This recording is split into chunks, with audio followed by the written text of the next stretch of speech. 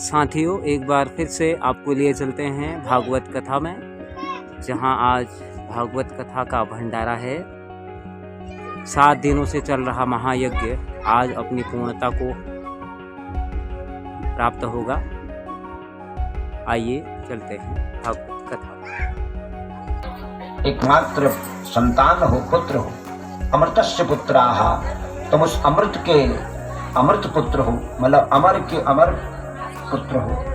जो अमर है उसका अंश भी अमर ही होता है।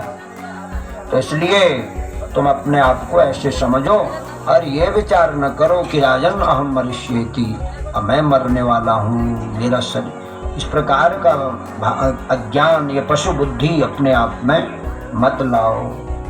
ये दिव्य ज्ञान जो है जब सुनाया है भागवत जी का, तो परीक्षित जैसे सुपात्र को, अधिकारी को यह ज्ञान प्राप्त हुआ है और उनके समस्त जो शोक है, संताप है, श्राप है, वो सब समाप्त हो गया और वो जीवन मुक्त हो गए।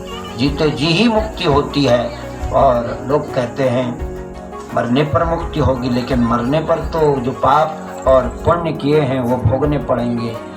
पाप भी भोगना पड़ेगा, पुण्य भी भोगना पड़ेगा, लेकिन मन जो है जीते जी शरीर के रहते हुए भगवत चरणों में लग जाए तो फिर जो है समस्त बंधन अपने आप मिट जाते हैं और फिर सुख दुख से ऊपर उठकर परमानंद की प्राप्ति हो जाए। आगे के उसमें और 18 पुराणों की चर्चा सुनाई है। परीक्षित जी की परम गति होने के बाद जन्मेजय ने कुछ उत्तंक जैसे कुछ ब्राह्मणों ने, पुरोहितों ने अज्ञानवश परीक्षित जी के मन में बैर भाव पैदा करा दिया। फल ही है सुख भी और दुख भी। सुख से सुख मिलता है तो सत्कर्मों से मिलता है, दुख मिलता है तो और दुष्कर्मों से मिलता है। शास्त्र विरुद्ध कर्म करने से ही और पाप प्राप्त होता है और पाप के परिणाम स्वरूप दुख भोगने पड़ते, नरक भोगने पड़ते हैं। तो यहाँ ये सब चर्चा आई और मार्कंडेय जी की तपस्या का वर्णन हुआ। मार्कंडेय मुनि ने भगवान से प्रार्थना की। श्री श्री मार्कंडेय वाच दर्शनम निगमात्मरः प्रकाशम मुह्यन्ति यत्र कवयोज परायतन्तः तम सर्ववाद विषय प्रतिरूपशीलं वंदे महापुरुषमात्मनिगूढ़बोधम्। महामुनि मार्कंडेय महाराज ने कहा कि हे प्रभु, वेद में आप ही जो हैं,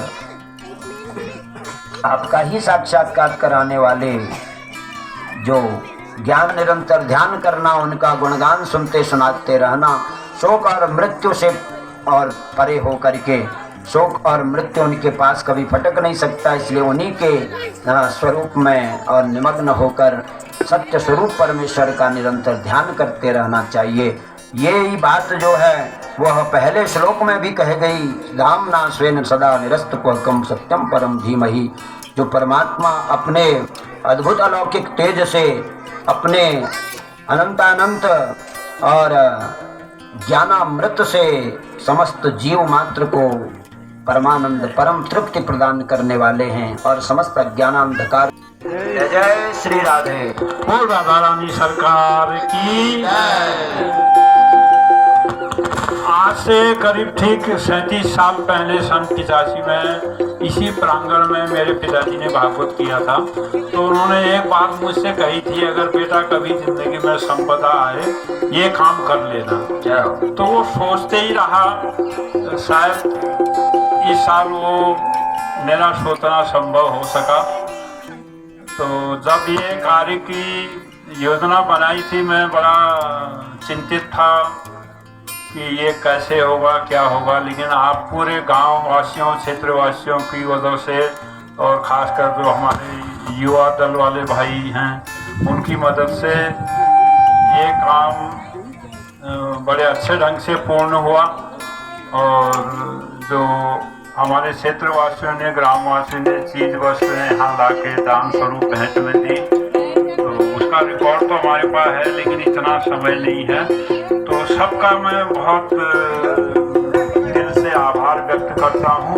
ये काम अकेले मेरे बस का नहीं था। तो गीता पर भी विश्वास करता हूँ कि भगवान बोलते हैं अर्जुन को निमित्त मात्रम भव शक्तिशाली। मैं तो एक निमित्त मात्र ही था, बाकी काम सब आप लोगों ने किया है, तो दया उनकी है। तो मैं पार की जय। सहस्र नामने पुरुषाय शाश्वते सहस्र कोटि युगधारिणे नमः। हरि ओम। पापियों को पाप से है तारती, श्री भागवत भगवान की है आरती। पापियों को पाप से है तारती, तुम वेद निराला नव ज्योति जलाने वाला। विश्व का कल्याण हो, गौ माता की जय हो, यज्ञ पुरुष भगवान की जय हो, सत्य सनातन धर्म की जय हो। ओम नमः पार्वती पतये हर हर महादेव शंभो। जय जय श्री राम श्याम। सर्वे भवन्तु सुखिनः, सर्वे सन्तु निरामयाः, सर्वे भद्राणि पश्यन्तु मा कश्चित् दुःखभाग् भवेत्। ओम शांति शांति शांति शांति। अर्पणमस्तु।